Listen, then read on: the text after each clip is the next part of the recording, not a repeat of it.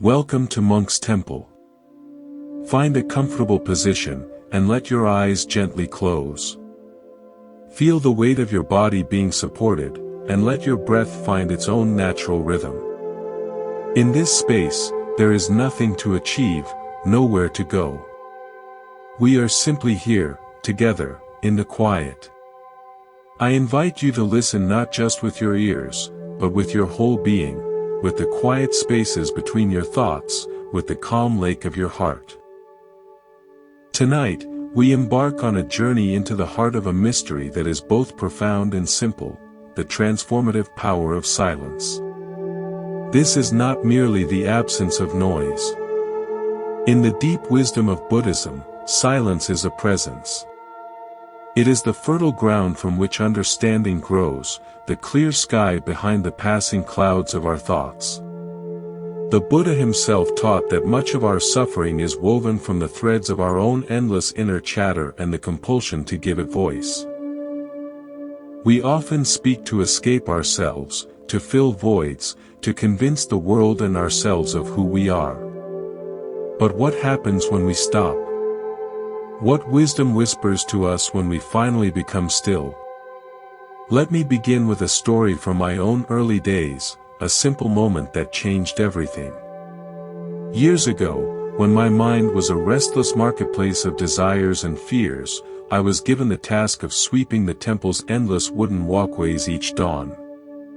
It was a chore I resented. I thought, this is a waste of time.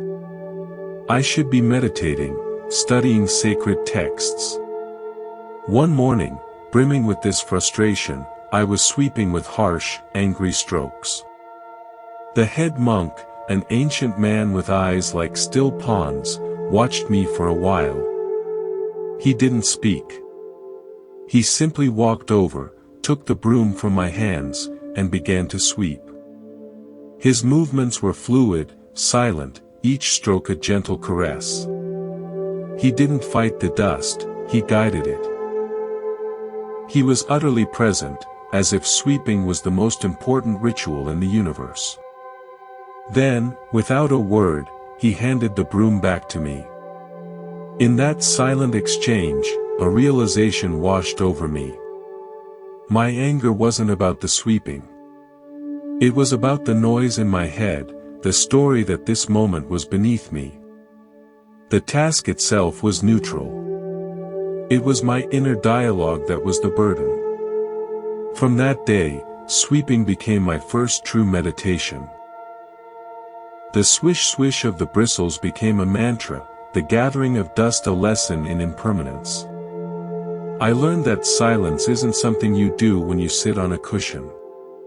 It's something you bring into action when you quiet the commentator in your mind. Our world teaches us that power lies in expression, in having the last word, in defining our narrative. But the Buddha's path points inward, to a different kind of power. The power of serene awareness that comes when we cease to constantly define our experience. Think of your mind as a vast, ancient library. Every thought, every memory, every worry is a book. We spend our lives frantically pulling books off the shelves, reading passages aloud to anyone who will listen, and often to those who won't. The library is in perpetual chaos. Silence is the gentle but firm librarian who walks through the aisles. She does not throw the books away. She simply says, "Shoo. Return to your shelf. Be still." One by one, the volumes are reshelved. The chaos subsides. The beautiful, quiet architecture of the library itself, the space, the order, the potential for real study, is revealed. This is the beginning of wisdom, not in acquiring more noisy books, but in learning the profound discipline of closing them. Subscribe to Monk's Temple. By joining our community, you are choosing to visit this inner library with us. You are giving yourself permission to listen to the silence between the words. If this space brings you peace, please support it. Hit the subscribe button and ring the notification bell. It is a simple gesture, but it helps this sanctuary of calm to grow and reach others who are searching for a little quiet in the storm. Now, let me share with you an original tale, one that has been passed down in quiet tones. There was once a renowned musician who could make his lute weep and sing with such beauty that kings would weep.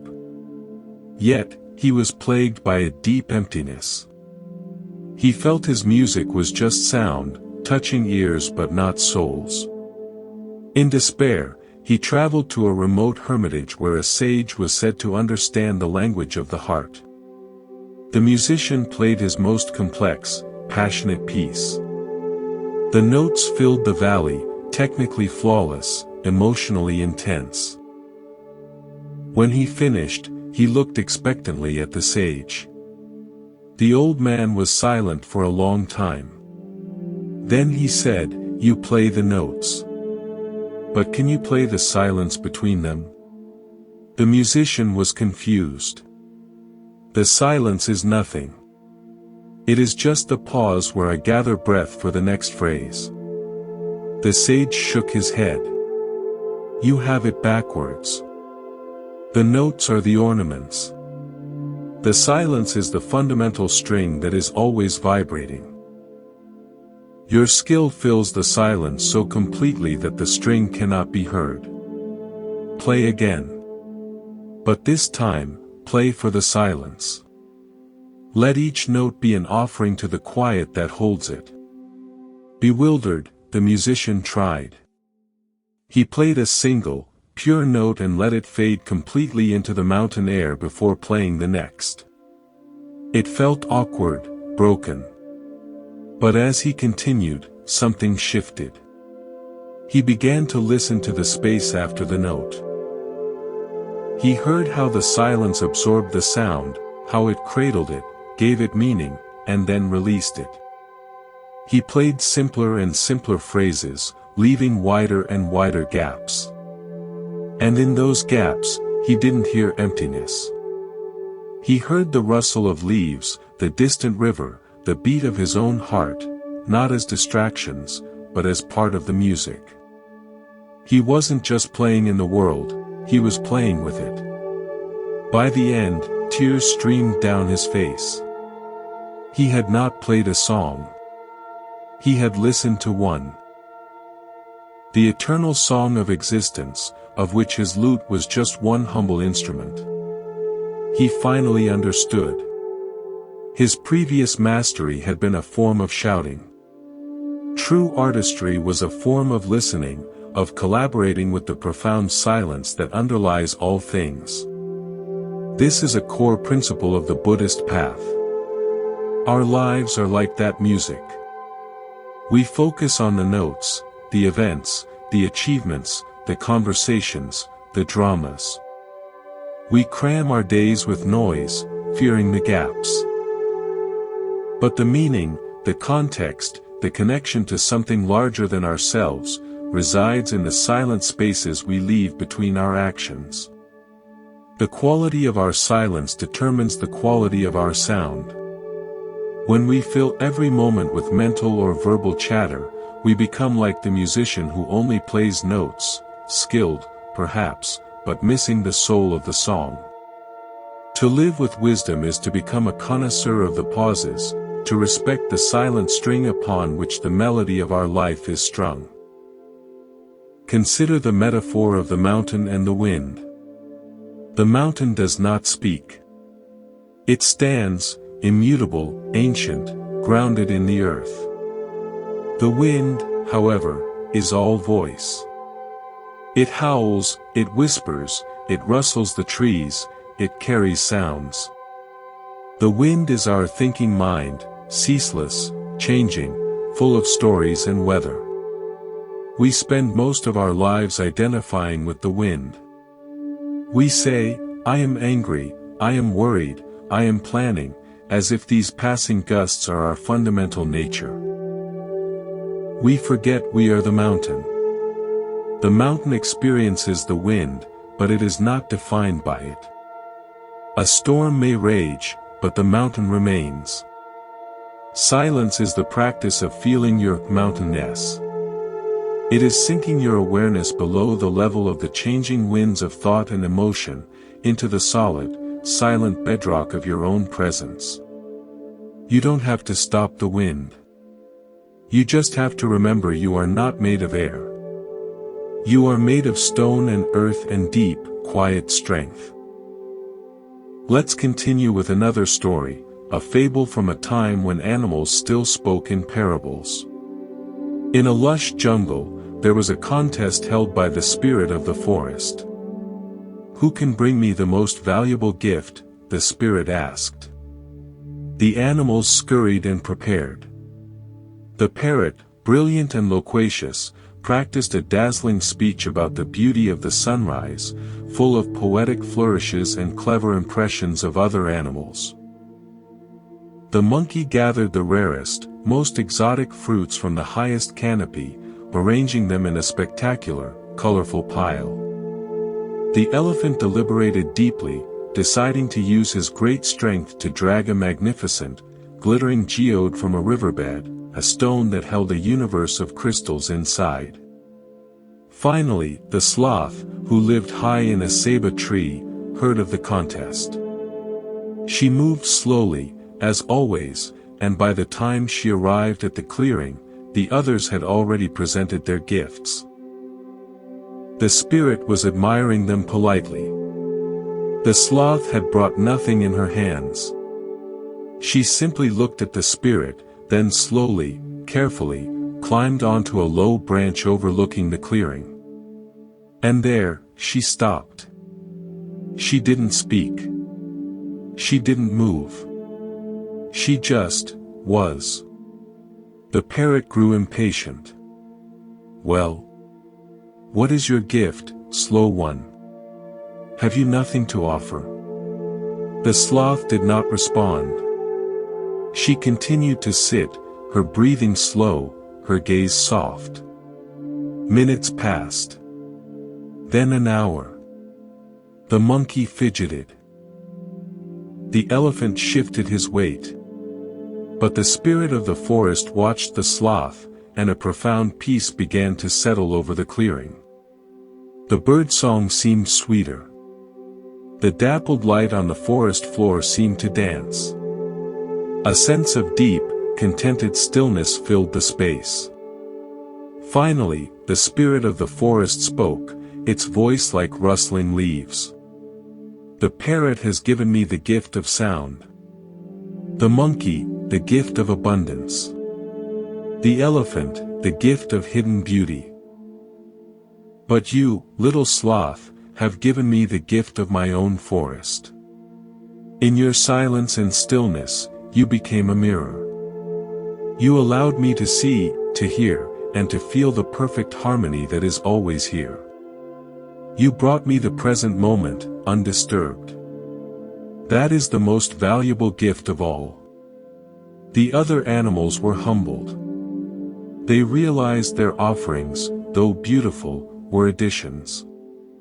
The sloth's gift was one of subtraction. She subtracted her own noise, her own activity, and in that space, the inherent perfection of what already existed could be fully appreciated. In our own lives, we are often the parrot, the monkey, the elephant, striving to bring something impressive, to add our mark, to be seen as valuable through our words and deeds. But the Buddhist path reminds us that our greatest offering to the world may not be what we add, but what we are willing to put down. Our compulsive speech, our frantic striving, our need to be noticed, these are the things that obscure the simple, sacred reality of the present.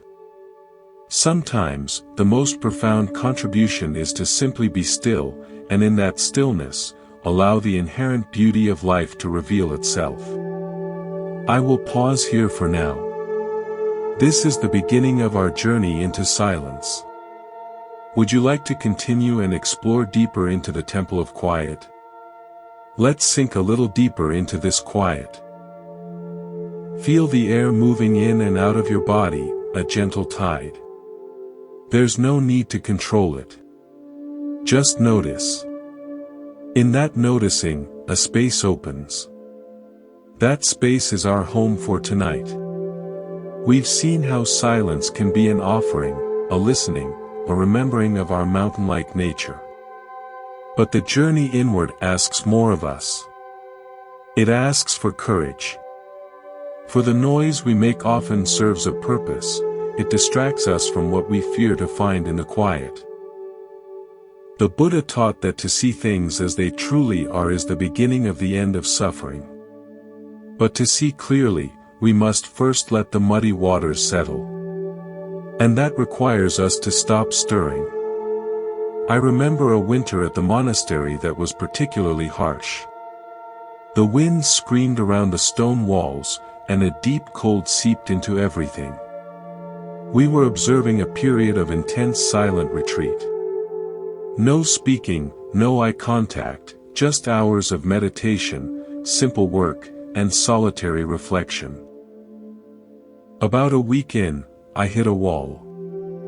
The external silence had become a magnifying glass for my internal turmoil. Old regrets, sharp anxieties, and petty irritations bubbled up with shocking force. It felt like being in a silent room with a screaming child, and the child was my own mind. I was desperate for distraction, any conversation, any task, any sound to drown it out. One evening, shivering in my cell, I nearly broke. I stood up, intending to go to the abbot and end my retreat. But as I reached for the door, I saw a single icicle outside my tiny window, glinting in the moonlight. It was perfectly still, hanging from the eaves. I stopped and watched it. I watched my own frantic desire to escape reflected in its frozen stillness. And I sat back down. I didn't try to silence the inner screams. I just let them be, and kept my outward silence.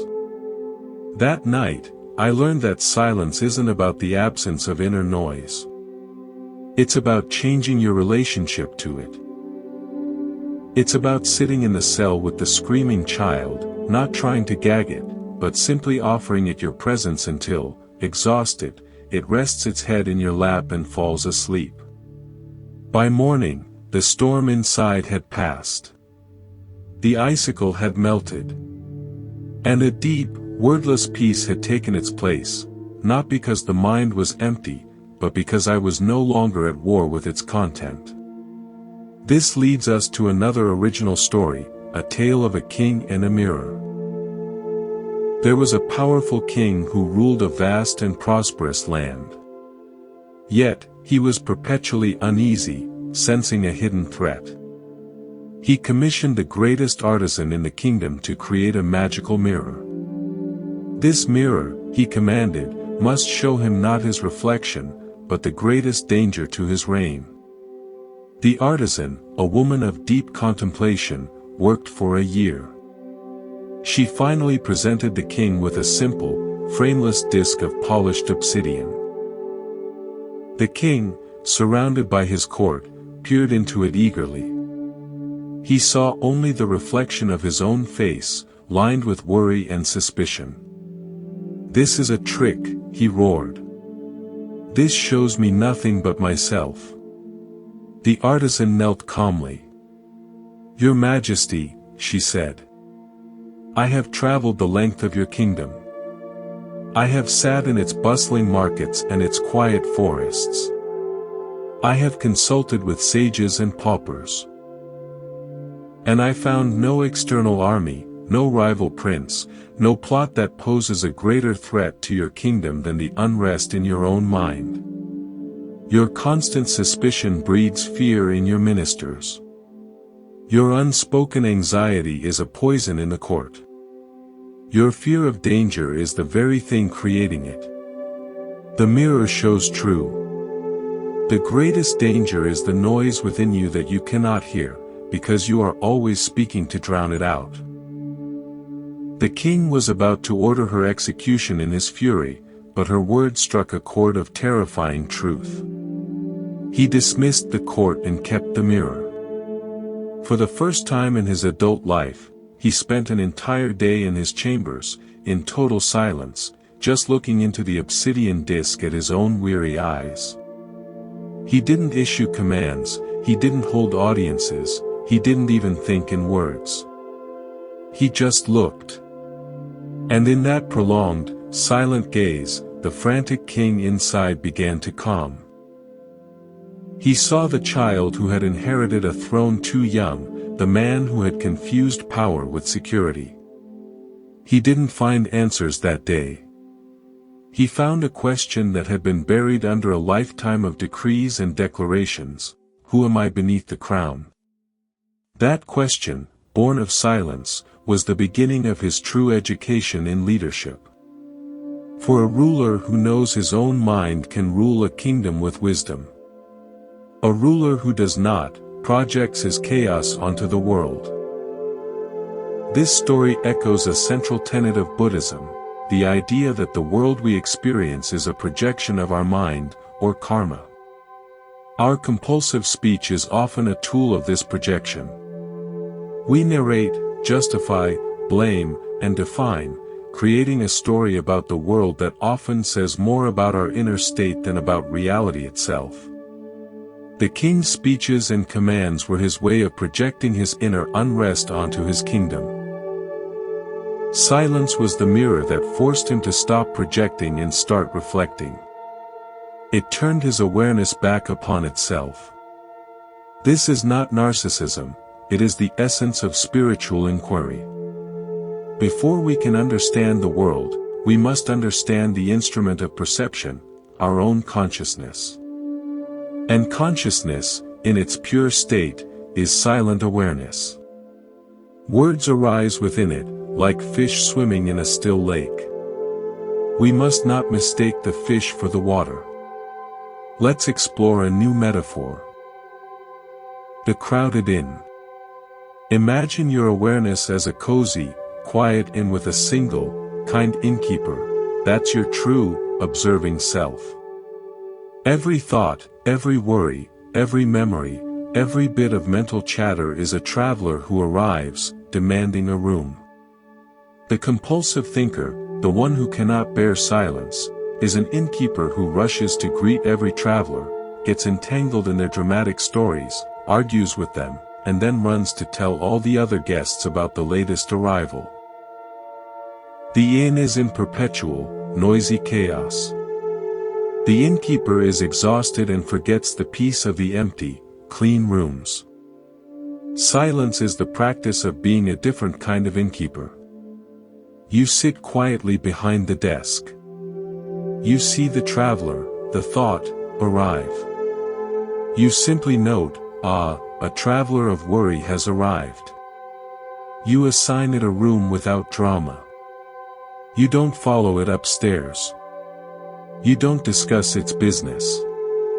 You let it be. You return to the stillness of the lobby. Another traveler arrives. A memory of embarrassment. You note it, give it a room, and return to the stillness. You are hospitable but not entangled. Over time, some travelers, seeing they get no attention, simply leave.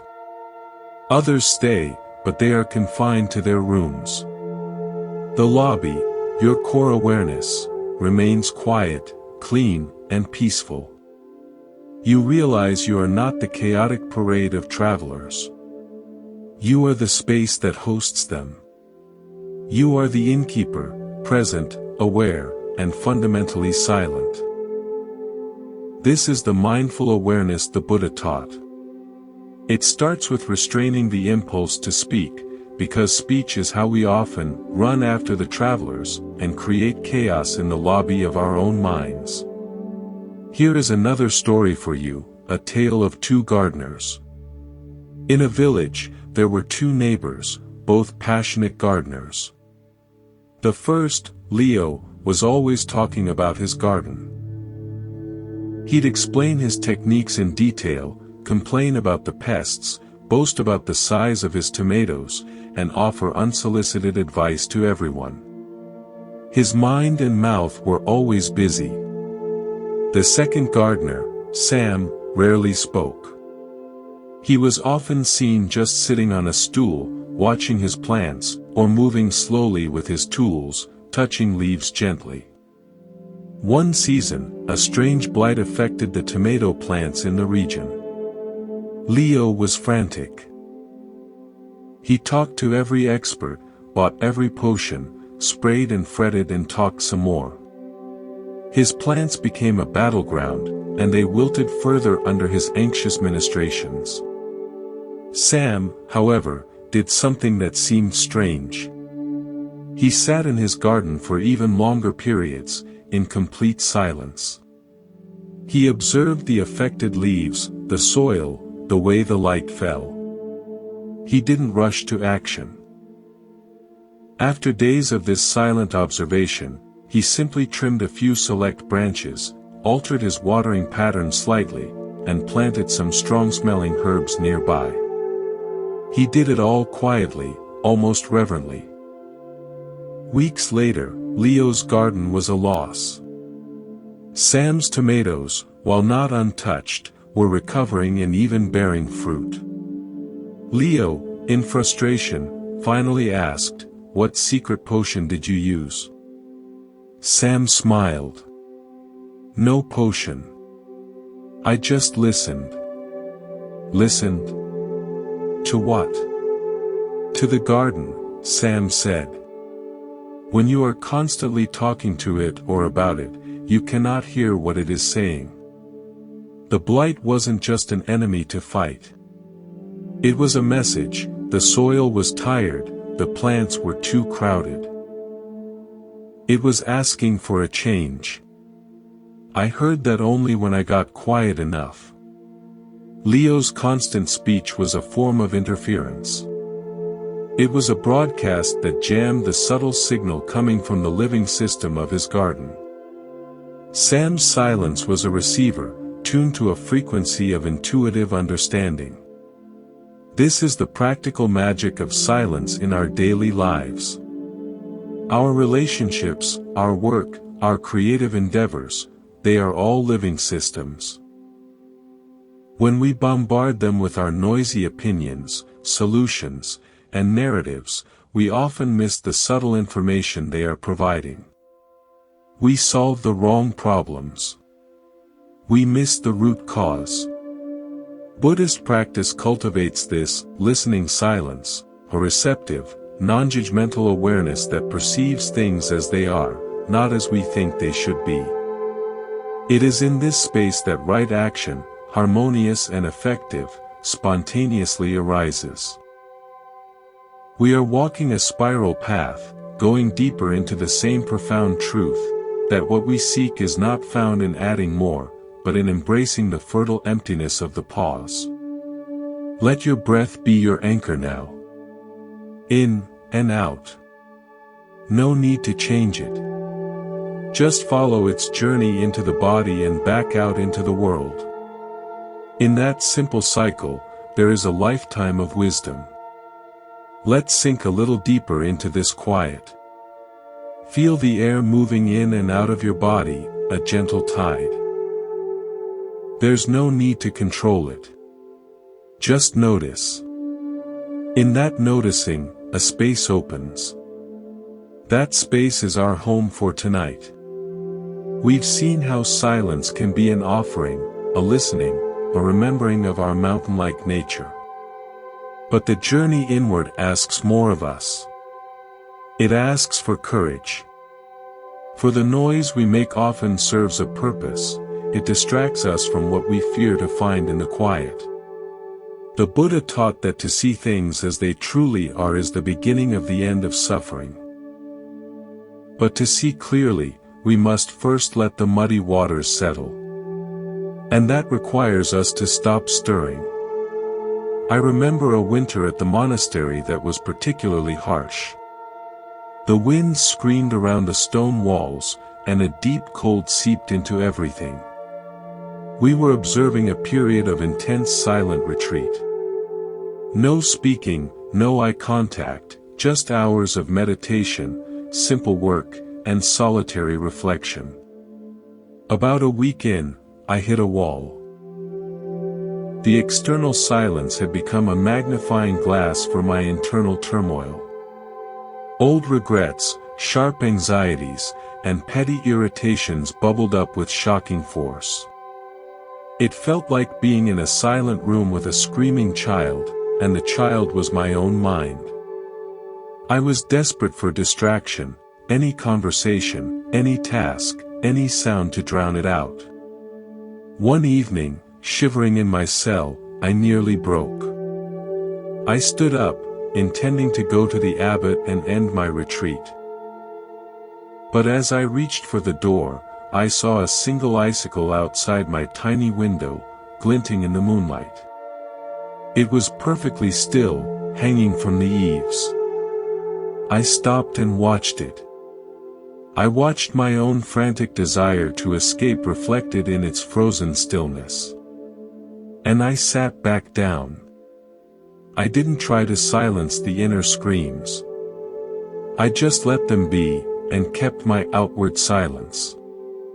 That night, I learned that silence isn't about the absence of inner noise. It's about changing your relationship to it. It's about sitting in the cell with the screaming child, not trying to gag it, but simply offering it your presence until, exhausted, it rests its head in your lap and falls asleep. By morning, the storm inside had passed. The icicle had melted. And a deep, wordless peace had taken its place, not because the mind was empty, but because I was no longer at war with its content. This leads us to another original story, a tale of a king and a mirror. There was a powerful king who ruled a vast and prosperous land. Yet, he was perpetually uneasy, sensing a hidden threat. He commissioned the greatest artisan in the kingdom to create a magical mirror. This mirror, he commanded, must show him not his reflection, but the greatest danger to his reign. The artisan, a woman of deep contemplation, worked for a year. She finally presented the king with a simple, frameless disc of polished obsidian. The king, surrounded by his court, peered into it eagerly. He saw only the reflection of his own face, lined with worry and suspicion. "This is a trick," he roared. "This shows me nothing but myself." The artisan knelt calmly. "Your Majesty," she said, "I have traveled the length of your kingdom. I have sat in its bustling markets and its quiet forests. I have consulted with sages and paupers. And I found no external army, no rival prince, no plot that poses a greater threat to your kingdom than the unrest in your own mind. Your constant suspicion breeds fear in your ministers. Your unspoken anxiety is a poison in the court. Your fear of danger is the very thing creating it. The mirror shows true. The greatest danger is the noise within you that you cannot hear, because you are always speaking to drown it out." The king was about to order her execution in his fury, but her words struck a chord of terrifying truth. He dismissed the court and kept the mirror. For the first time in his adult life, he spent an entire day in his chambers, in total silence, just looking into the obsidian disc at his own weary eyes. He didn't issue commands, he didn't hold audiences, he didn't even think in words. He just looked. And in that prolonged, silent gaze, the frantic king inside began to calm. He saw the child who had inherited a throne too young, the man who had confused power with security. He didn't find answers that day. He found a question that had been buried under a lifetime of decrees and declarations: who am I beneath the crown? That question, born of silence, was the beginning of his true education in leadership. For a ruler who knows his own mind can rule a kingdom with wisdom. A ruler who does not, projects his chaos onto the world. This story echoes a central tenet of Buddhism, the idea that the world we experience is a projection of our mind, or karma. Our compulsive speech is often a tool of this projection. We narrate, justify, blame, and define, creating a story about the world that often says more about our inner state than about reality itself. The king's speeches and commands were his way of projecting his inner unrest onto his kingdom. Silence was the mirror that forced him to stop projecting and start reflecting. It turned his awareness back upon itself. This is not narcissism, it is the essence of spiritual inquiry. Before we can understand the world, we must understand the instrument of perception, our own consciousness. And consciousness, in its pure state, is silent awareness. Words arise within it, like fish swimming in a still lake. We must not mistake the fish for the water. Let's explore a new metaphor. The crowded inn. Imagine your awareness as a cozy, quiet inn with a single, kind innkeeper. That's your true, observing self. Every thought, every worry, every memory, every bit of mental chatter is a traveler who arrives, demanding a room. The compulsive thinker, the one who cannot bear silence, is an innkeeper who rushes to greet every traveler, gets entangled in their dramatic stories, argues with them, and then runs to tell all the other guests about the latest arrival. The inn is in perpetual, noisy chaos. The innkeeper is exhausted and forgets the peace of the empty, clean rooms. Silence is the practice of being a different kind of innkeeper. You sit quietly behind the desk. You see the traveler, the thought, arrive. You simply note, a traveler of worry has arrived. You assign it a room without drama. You don't follow it upstairs. You don't discuss its business. You let it be. You return to the stillness of the lobby. Another traveler arrives. A memory of embarrassment. You note it, give it a room, and return to the stillness. You are hospitable but not entangled. Over time, some travelers, seeing they get no attention, simply leave. Others stay, but they are confined to their rooms.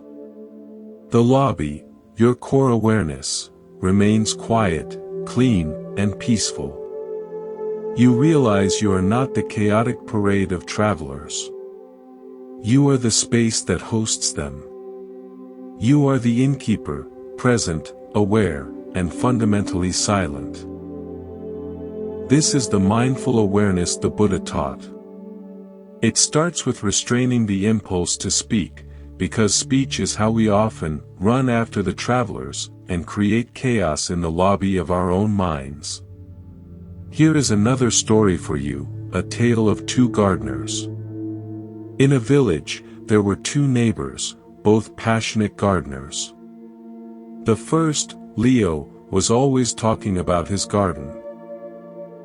He'd explain his techniques in detail, complain about the pests, boast about the size of his tomatoes, and offer unsolicited advice to everyone. His mind and mouth were always busy.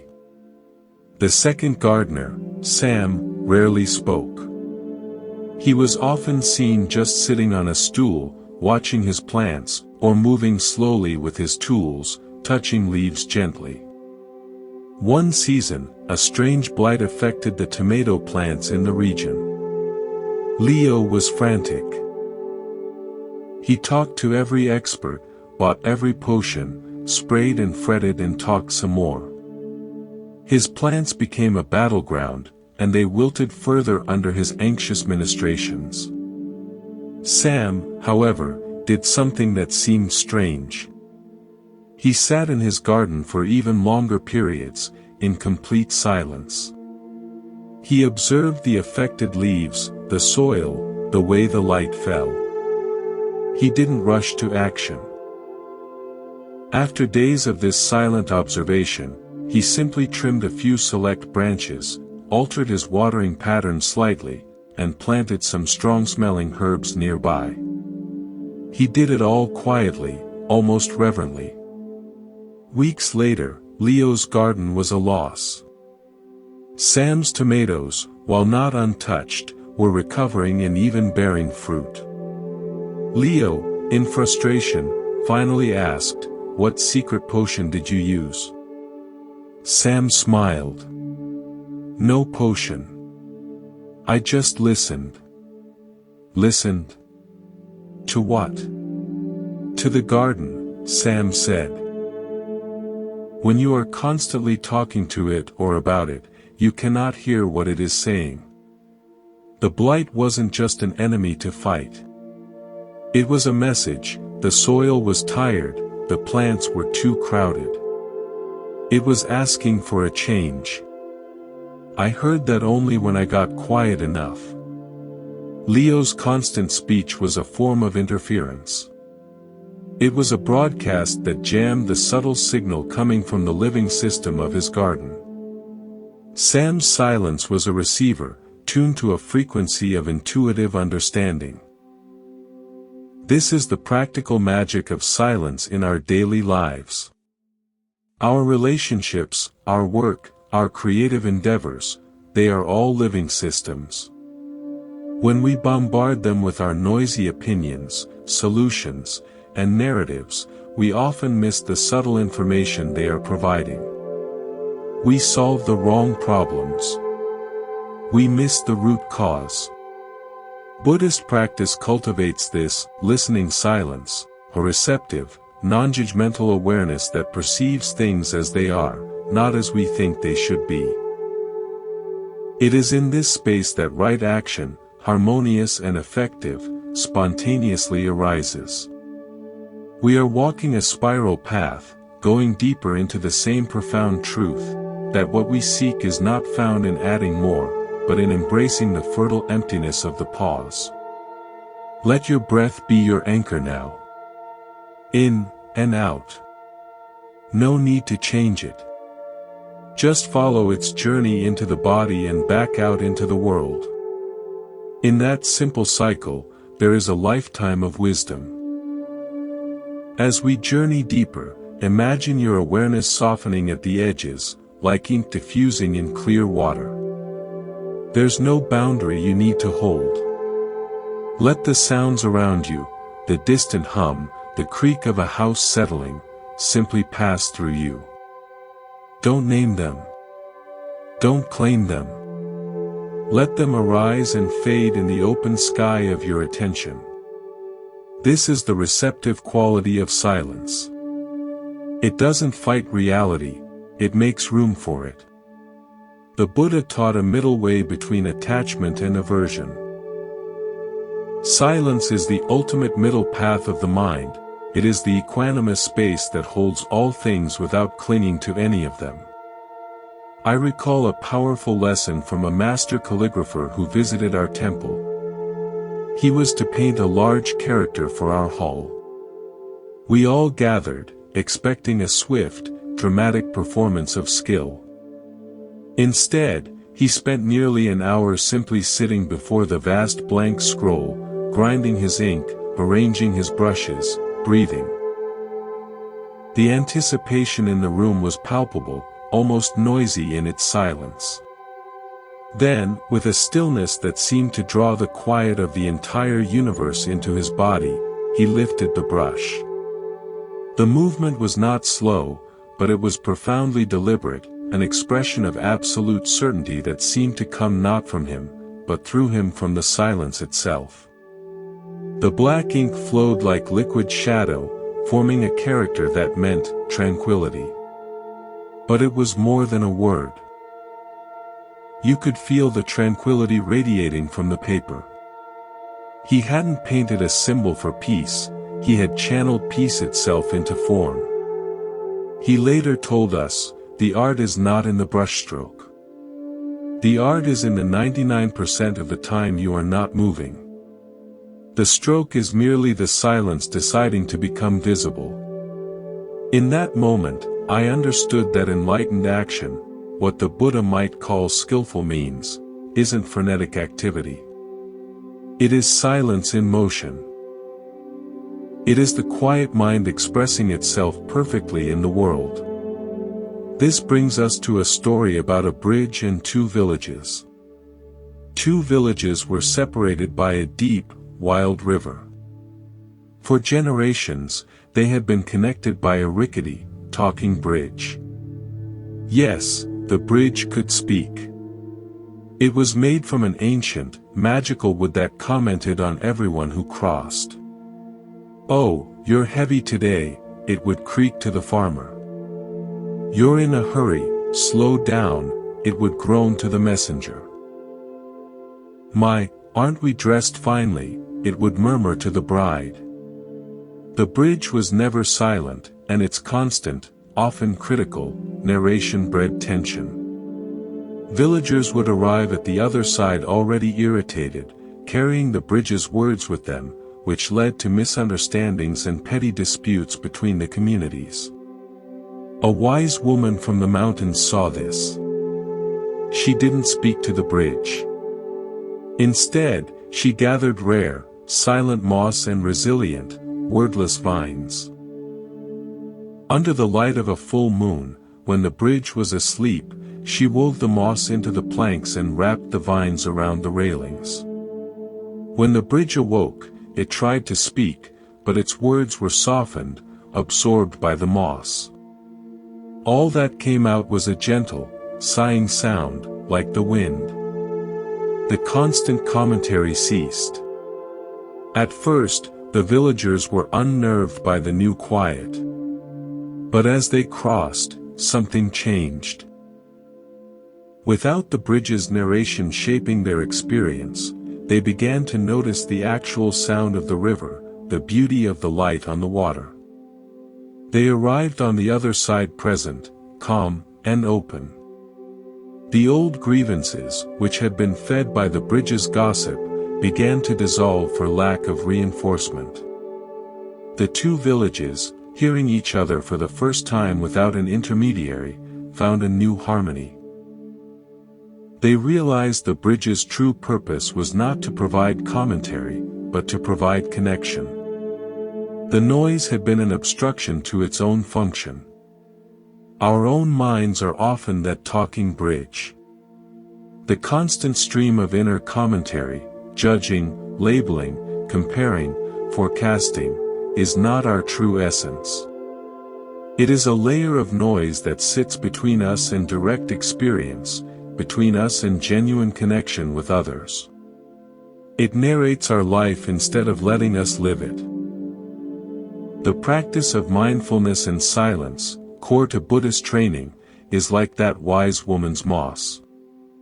It doesn't fight the thinking mind, it gently enfolds it, softening its grip, absorbing its compulsive energy until all that remains is the sigh of the wind and the clear sound of the river of reality flowing beneath.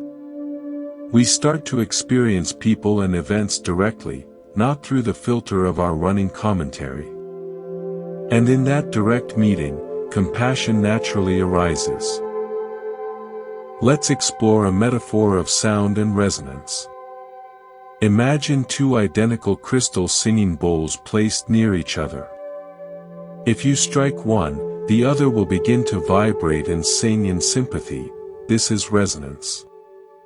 Now, imagine one bowl is constantly being struck by a frantic, random drummer. Its sound is chaotic, a noisy clatter. The other bowl cannot find a clear frequency to resonate with, it just shudders with the discord. This is like a mind filled with chaotic speech and thought.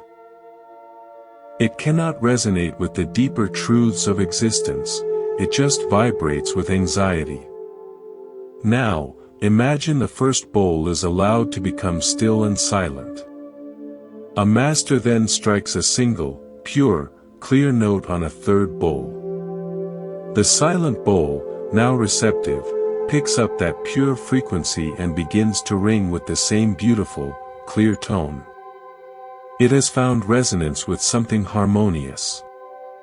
In the same way, a mind made silent through practice becomes a receptive instrument. It stops generating its own chaotic noise and becomes able to resonate with the fundamental frequencies of life, with beauty, with truth, with the suffering of others, which is a form of resonant compassion, and with intuitive wisdom. The Buddha's enlightenment was, in a sense, the ultimate resonance. His mind, utterly stilled, resonated with the true nature of all phenomena. He didn't learn something new, he tuned himself to the song that was always playing. Here is another original tale, about a clockmaker and the space between ticks. In a city obsessed with productivity, the greatest clockmaker grew old and weary. He had built clocks that measured microseconds, clocks that chimed elaborate symphonies, but he felt a growing emptiness. He retired to a small workshop in a quiet forest. One day, a young apprentice, eager for the secrets of precision, found him. "Master," the boy said, "teach me how to make a clock that never loses a second." The old man smiled. He handed the boy a simple, unfinished clock face with no gears installed. "First," he said, "you must learn to measure the space between the ticks." The boy was confused. "But the space is nothing. It is just the absence of sound. The tick is the event." "The tick is the event," the master agreed, "but the meaning is in the space. A frantic clock ticks constantly, tick tick tick, and it means nothing but urgency and panic. A wise clock," he said, pointing to the great, slow-moving sun outside, "has vast, profound spaces between its movements. Those spaces are not empty. They are full of growth, of decay, of life unfolding. Your task is not to fill the spaces with more ticks, but to appreciate their depth. Go and listen." For a year, the apprentice did nothing but sit in the forest.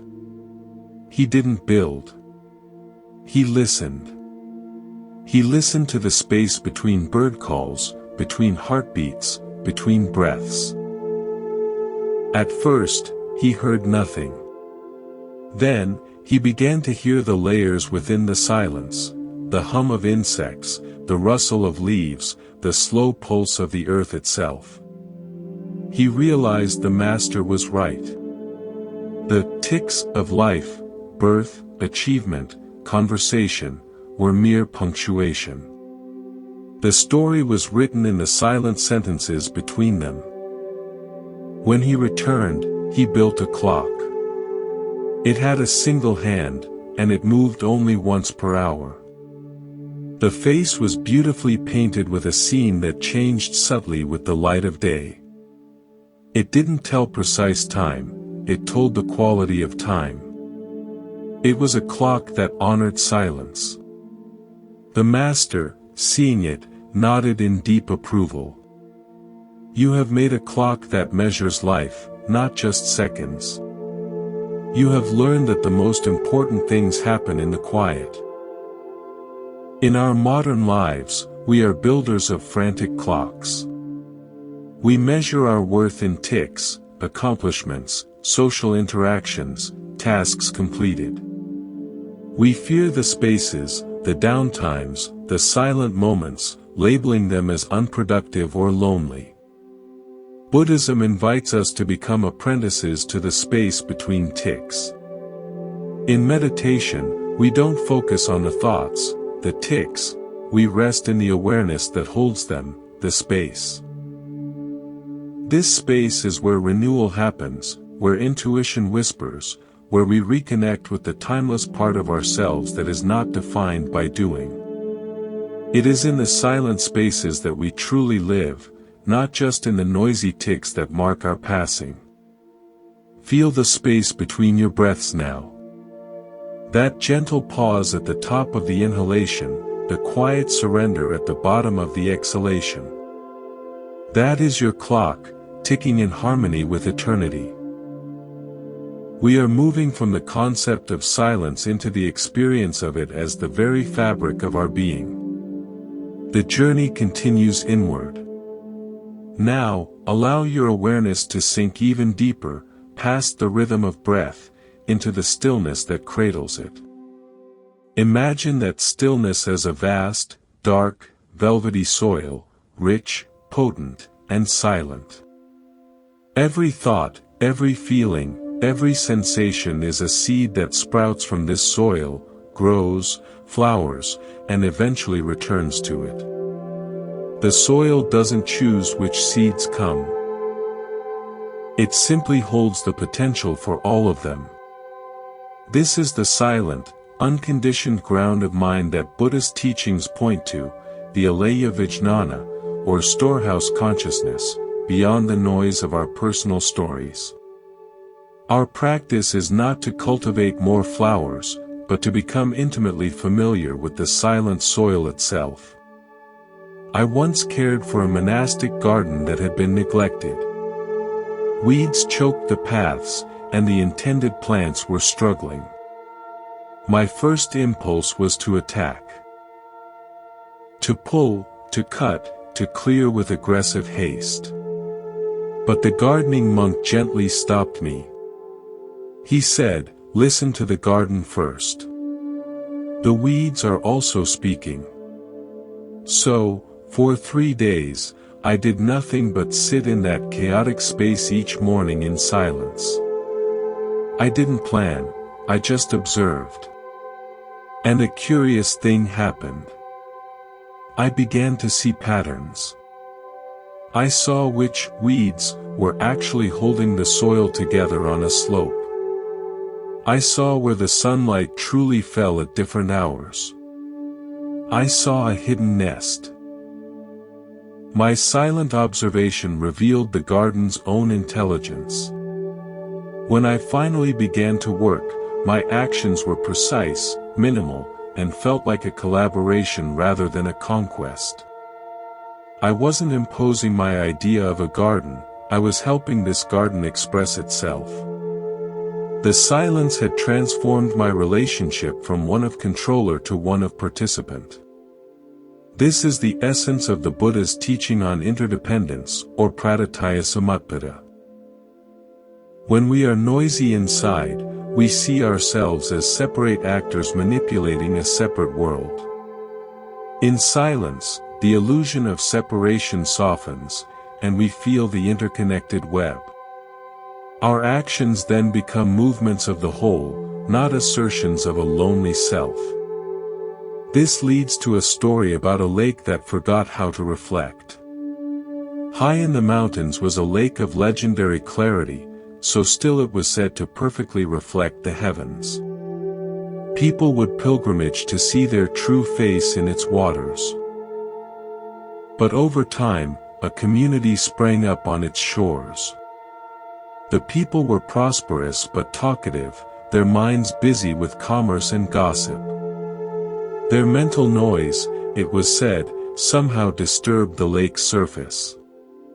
It wasn't waves, but a subtle, constant rippling that made the reflections blurry and distorted. The pilgrims stopped coming. The lake grew sad, for its purpose was to reflect, not to distort. A hermit lived in a cave above the lake. One night, under a full moon, he came down and sat by the shore. He didn't speak to the lake or the people. He simply sat, his mind as still as he remembered the lake once being. He did this night after night. The people, curious, would sometimes come to watch him in his silent vigil. Without realizing it, as they watched him, their own chatter would cease. They would sit in quiet companionship. Slowly, the collective mental noise of the shore began to diminish. One morning, a young child was the first to the lake and let out a gasp. The water was like polished obsidian. The mountains, the sky, the very face of the child were mirrored with flawless precision. The lake was reflecting again. The hermit was gone, having returned to his cave. The people realized that the lake's clarity hadn't been stolen by them, but had been clouded by the energy of their unmindful presence.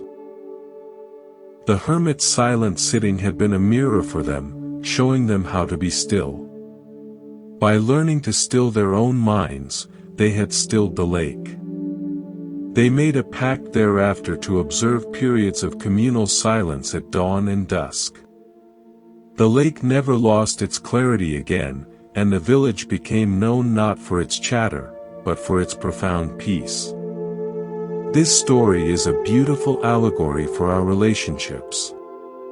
We are all lakes, and we are all the people on the shore. The reflection. True communication, deep understanding, authentic connection, is only possible when the waters are still. Our compulsive speech is the subtle rippling that distorts everything. We think we are communicating, but we are often just disturbing the surface, making it impossible to truly see or be seen. The practice of silence, first within ourselves, calms our own waters. And when we approach another from that calm, we become a stilling influence. We allow them to see their own reflection in our presence, and we can see theirs. This is the foundation of compassionate listening, a core part of the Buddhist Noble Eightfold Path. Consider this metaphor, the furnace and the bellows. Imagine your vital energy, your prana or chi, as a fire in a furnace. This fire is your life force, your creativity, your spirit. Every unnecessary word is like working a bellows. A little bellows work is needed to keep the fire alive. This is our necessary, truthful, kind speech. But compulsive talking is like pumping the bellows frantically and endlessly. The fire roars, flames shoot up, it burns bright and dramatic, but it consumes its fuel at a terrifying rate. Soon, all the wood is ash, and the fire gutters out, leaving only cold exhaustion. This is why after long periods of gossip, argument, or self-centered talking, we feel drained, empty, and brittle. Silence is the practice of setting the bellows down. The fire settles into a strong, steady, glowing bed of coals. It gives off a gentle, sustaining heat. It consumes its fuel slowly, wisely, and can burn for a very long time. It is not dramatic, but it is resilient and deeply worn. In Buddhism, this vital energy is precious. It is to be conserved and directed toward awakening, not wasted on the petty dramas fueled by our tongues. The masters who sit in serene silence for years aren't devoid of energy. They are masters of its conservation and subtle direction. Their fire burns so steadily it becomes a beacon. Now, let's listen to a tale of a scribe and the blank parchment. In a great library, a scribe was famed for the beauty and accuracy of his copies. He approached his final task, to transcribe a sacred text on the nature of emptiness. He prepared the finest parchment, the most exquisite inks. But as he began, he found himself stuck. The text spoke of silence, of void, of nothingness. How could he write about emptiness using form? His hand faltered. The letters looked clumsy, heavy, all wrong. He ruined parchment after parchment. In despair, he sought the library's oldest keeper, a woman who had never written a book but cared for them all. "The text defeats me," he lamented. I cannot make form express the formless. The old keeper said, "Come with me." She led him to a reading room flooded with morning light. In the center was a stand holding a fresh, perfect sheet of the finest parchment. Nothing was written on it. "Sit," she said, "and copy that." The scribe was baffled. "Copy what? There is nothing there." "Exactly," she whispered. "Copy the nothing. Copy the way the light rests upon it. Copy the potential. Copy the silence that holds the possibility of all words. That is the truest transcription of the text on emptiness."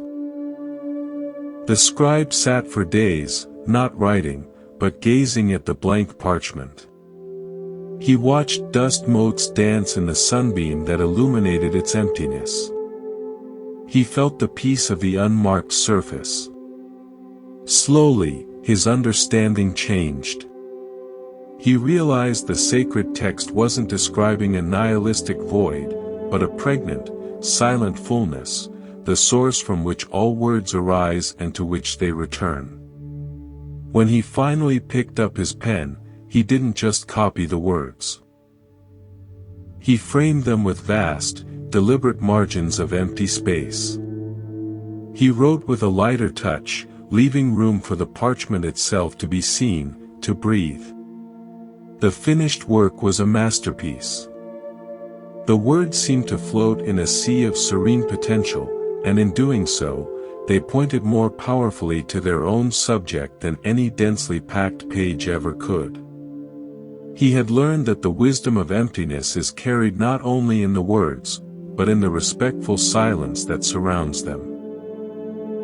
In our own lives, we are constantly scribbling on the parchment of our days, filling every margin with busyness, with talk, with digital noise. We fear the blank spaces. But the Buddhist teaching of sunyata, or emptiness, tells us that the empty spaces are not deficiencies, they are the very condition that allows anything to appear at all.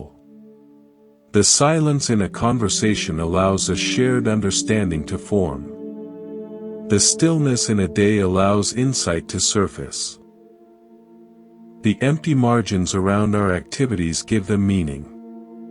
By compulsively filling all silence, we create a crowded, meaningless text where nothing stands out and everything is clamor. To live wisely is to become an artist of the blank parchment, to value the margins of our existence as sacred space. Feel the blank parchment of this moment. The gentle rise and fall of your breath is not an inscription, it is the quiet readiness of the page itself. We are approaching the deeper, more subtle layers of silence, where it transforms from a practice into a profound state of knowing. The path continues. Let your awareness now become like a deep, still well. On the surface, nothing moves. But in the depths, there is a cool, dark, nourishing presence. This is the silence that isn't just an absence, but a profound source. In the Buddhist tradition, this is akin to the unconditioned. The nirvana that is not a distant heaven, but a quality of mind freed from the noisy fires of craving and aversion. It is the wellspring from which compassion flows without effort, where the separate self dissolves into a boundless, quiet connection with all that is. I remember a time of great personal sorrow, when words were not just inadequate, but felt like a betrayal of the depth of the feeling. Attempts at consolation from others, though kind, rang hollow. One afternoon, I found myself in the temple's oldest grove, sitting at the roots of a massive cedar. I had no prayers left, no thoughts to think. I was simply empty, a vessel of pure, silent ache. I sat there for hours, as the shadows lengthened. I didn't try to meditate or fix anything. I just let the silence of the tree, the earth, and my own broken heart coexist. And in that shared, wordless space, something alchemical happened. The sharp edges of the grief began to soften, not by being removed, but by being held in a silence so vast it could accommodate the entire ocean of sorrow without being overwhelmed. The silence didn't heal me in the sense of making the loss disappear. It healed me by showing me that I was larger than the loss, that my essential being was the silent, witnessing space that contained the grief, not the grief itself. It was a direct taste of the Buddha's teaching on non-identification. We are not our thoughts, not our feelings, not our stories. We are the aware, silent ground in which these weather patterns arise and pass. This brings us to a story about the silent heart of a storm. Sailors spoke of a phantom zone in the ocean, a place where storms were born. The most daring captains would sometimes try to skirt its edges for thrills. One captain, arrogant and loud, boasted he would sail directly into the heart of the greatest storm to conquer it. His crew, terrified but bound by duty, obeyed. They sailed into howling winds and mountains of water. The ship was tossed, timbers groaned, and the captain screamed orders that were ripped away by the gale. Chaos reigned. They were sure to perish. But there was an old navigator on board who had been silent the whole voyage. As panic reached its peak, he did something strange. He stopped trying to hold on. He closed his eyes and sat cross-legged in the midst of the chaos, a picture of absurd calm. The crew thought he had given up. But as he sat, his stillness became a subtle anchor. One by one, the terrified crew, seeing him, were drawn to mimic his posture, to stop fighting and just breathe. A bubble of collective silence formed in the heart of the screaming storm. And then they felt it. A shift. The ship, no longer fought against by frantic hands, began to find its own balance in the waves. The captain's shouts were suddenly exposed as what they were, tiny, meaningless noises against the power of the elements. In the space created by their shared silence, a clarity emerged. The old navigator, his eyes still closed, pointed steadily to a direction. It was not the way out, but the way through, the path of least resistance that led to the storm's very eye. Following his unspoken guidance, they sailed not away from the fury, but deeper into it. And after a final, terrifying surge, they broke through into the legendary eye. Here, there was an unimaginable silence. The sun shone in a perfect circle of blue sky. The sea was calm glass.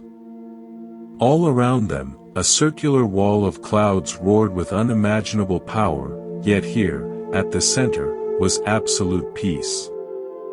They had not conquered the storm. They had found the silent space that governed it. The old navigator finally spoke, his voice barely a whisper, "You cannot fight the storm. You can only find the silence within it, and let that silence guide you."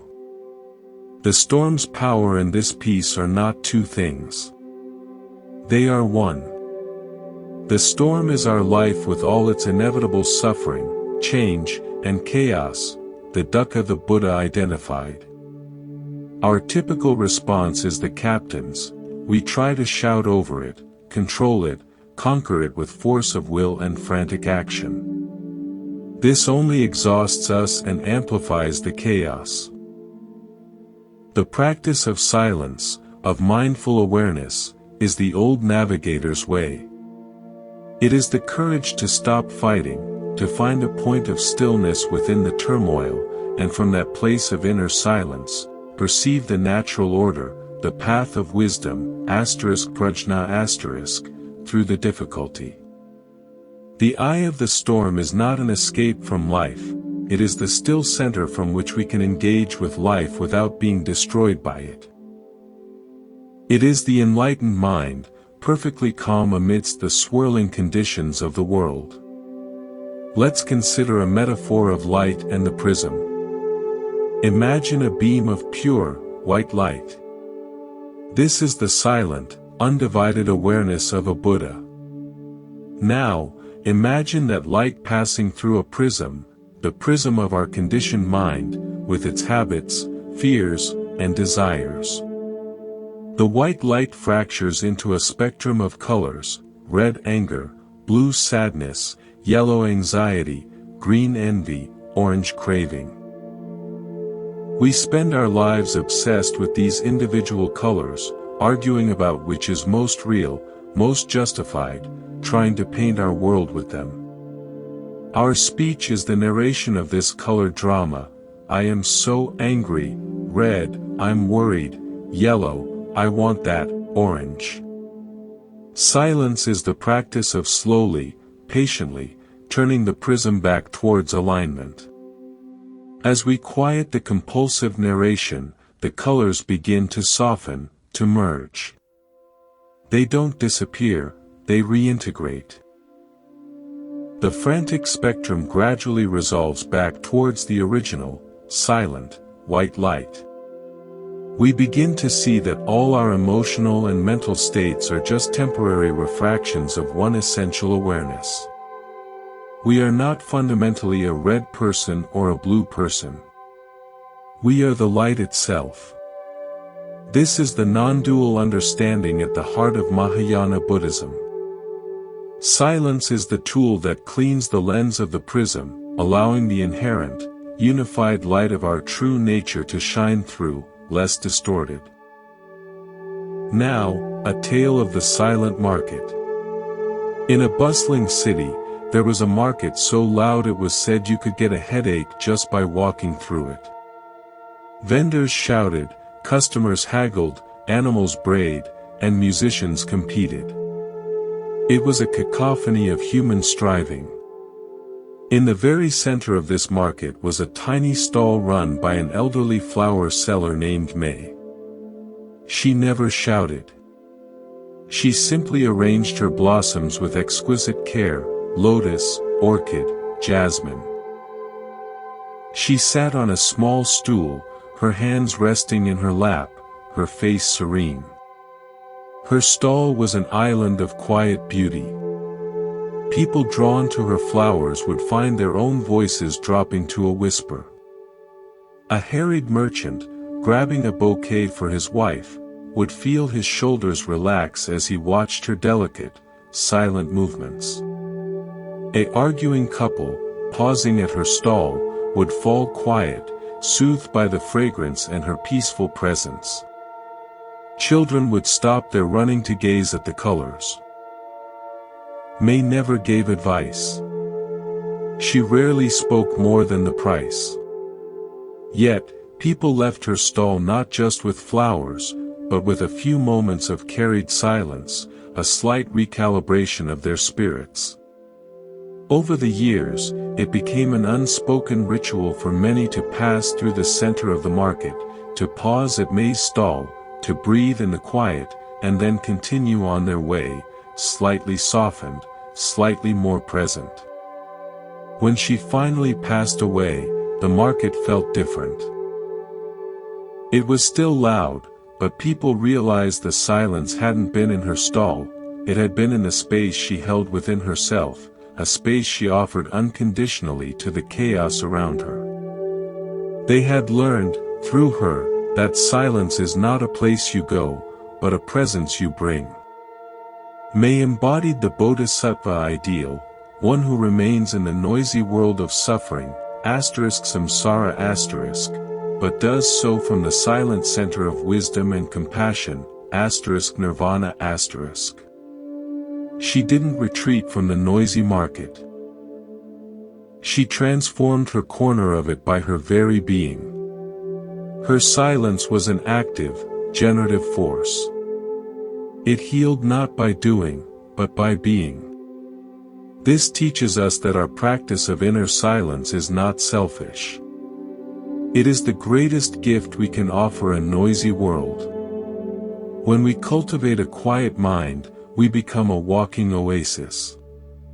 We don't need to preach peace, we emanate it. Our calm becomes contagious, a subtle, wordless blessing to everyone we meet. Here is another metaphor, the anchor and the ship.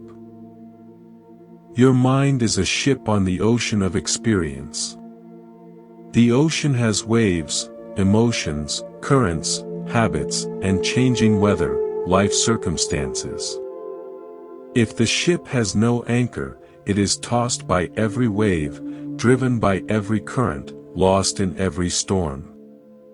This is the mind at the mercy of its thoughts and external events. Our speech is often the sound of the ship crashing against the waves, the futile noise of resistance. Silence, deep inner silence cultivated through mindfulness, is the anchor. It doesn't stop the ocean from being the ocean. The waves still come, the storms still arise. But the ship is no longer adrift. It has a connection to the stable depths below. It may sway, but it does not capsize. It may move, but it is not lost. The Buddha's teachings are the anchor chain, and our mindful practice is the act of dropping it. The anchor itself is the silent, unmoving awareness of our true nature. In the midst of a heated argument, that moment where you choose not to react, but to take a silent breath, that is the anchor holding. In the flood of anxiety, the decision to sit quietly instead of spiraling into frantic plans, that is the anchor holding. It provides stability not by changing the sea, but by connecting us to the bedrock of our being. Feel that anchor now. Feel the weight of your own presence, descending through the waters of thought and sensation, coming to rest on the solid, silent ground of being itself. We are moving into the most subtle understandings, where silence and awareness become indistinguishable. The journey is nearing its deepest point. Now, let the boundaries of your body soften in your awareness. There is no inside, no outside. Just a field of sensation, sound, and breath, all held in a vast, listening silence. This silence is not something you create, it is what you are when the stories subside. The Buddha called this shunyata, the luminous emptiness that is fullness itself. It is the silent mind, free from the clutter of me and mine, where compassion is the natural response, as automatic as a hand pulling back from a flame. There is a final story from my own teacher, who was a man of few words. One evening, a visitor overwhelmed by grief asked him, "How do I find peace?" My teacher did not speak. He slowly poured a cup of tea for the visitor, but he kept pouring. The tea overflowed the cup, spilled across the table, and dripped onto the floor. The visitor, startled, cried out, "Stop! It's too full. It can't hold any more." My teacher set the pot down. He looked at the visitor, his eyes gentle. "You are like this cup," he said. "So full of your own thoughts, your own pain, your own words about the pain. How can peace enter? You must first empty the cup."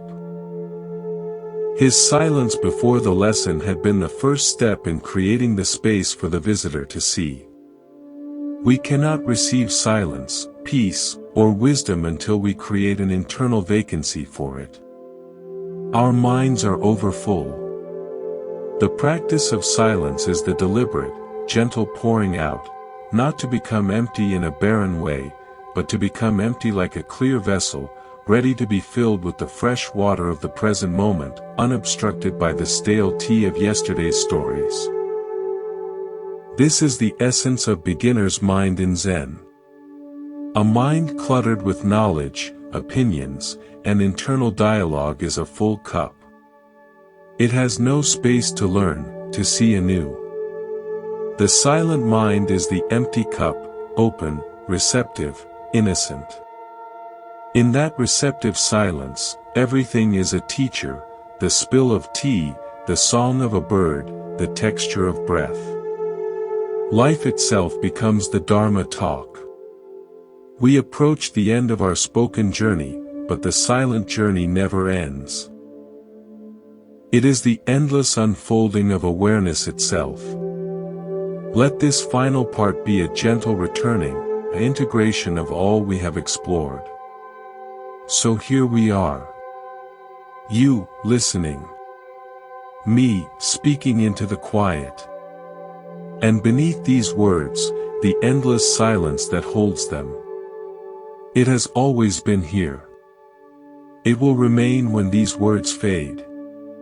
This is your true home. The stories, the metaphors, the teachings. They are all fingers pointing at a moon you can only see for yourself when you turn out the lights of your own thinking. The power of silence is not a secret kept by monks in distant mountains. It is the very fabric of your awareness, waiting to be noticed. The Buddha's great realization was not a collection of profound statements. It was a profound stillness, from which all compassionate action could then flow. Your own path to peace is no different. It begins and ends not with a mantra, but with a moment of quiet courage, the courage to stop, to listen, to be. As we part ways in this dialogue, I invite you to carry this question not as a thought, but as a feeling in your chest. What if the next thing I need isn't another word, but a breath of pure, silent attention? Thank you for walking this path of quiet wisdom with me. If this sanctuary has been a refuge for you, please help it grow. Support Monk's Temple by liking this video, sharing it with someone who needs stillness, and subscribing with the notification bell. Your presence makes this community a living sanctuary. Go in peace. Speak when necessary. But live, always, from the deep, wise, compassionate silence within. Welcome home.